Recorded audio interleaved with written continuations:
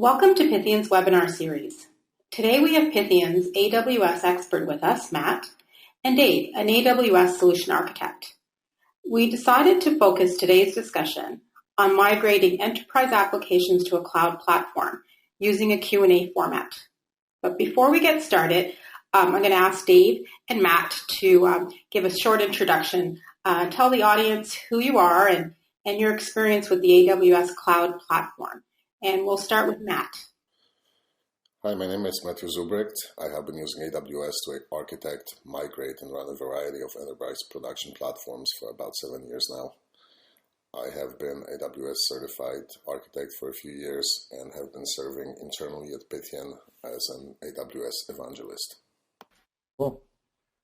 So I'm Dave Rockamora. I'm a solutions architect at AWS. I work with customers and partners that are building things on top of AWS and using AWS to help them figure out the best way to do that. I've been working with AWS for a long time, a couple of years now, and I really enjoy seeing what people build with it. Cool. Thanks, Dave. Thanks, Matt. Sure. Okay, so we'll get started. So it certainly seems like everyone is leveraging the cloud these days, but it does seem that to what extent and why does seem to vary, though. So I'd like us to start off the discussion by going over a few examples of goals that companies should outline before starting migration to a cloud project. So let's start there. So we'll start with Matt. So some of the most frequent topics coming up in discussions related to AWS migrations are financially motivated. There is a paradigm shift that comes with cloud adoption. When you're used to running $500,000 worth of hardware in a data center somewhere, and you have to replace that hardware every few years, you're looking at really large expenditure. It often has to be authorized by a number of people and amortized over a number of years.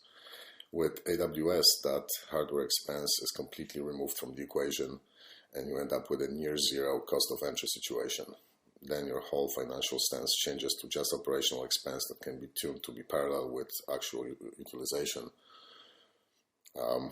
Once you've adopted cloud or AWS, you've just replaced capital expense with operational expense and have completely changed your operational stance. That is a game changer for anyone used to spending large sums of money every few years just to replace the hardware. There's also a number of savings to be realized around the cost of maintaining the hardware connectivity and other cost centers that are not immediately visible, like man hours it takes to rack and wire 100 servers or however many you may have. You end up, when you migrate to AWS, you end up freeing significant resources that now can be redirected to other business priorities. What we've also seen is sustainability and scale-related issues that organizations that are growing are still looking to solve.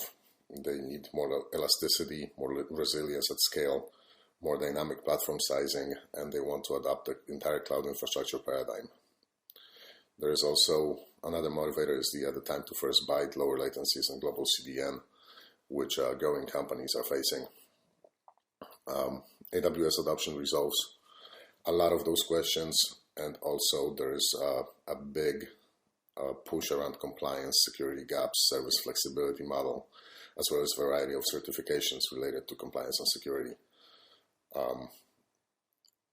If you need a solid SLA and have questions around compliance or are struggling with compliance, adopting AWS is a quick win that can translate into a better business position.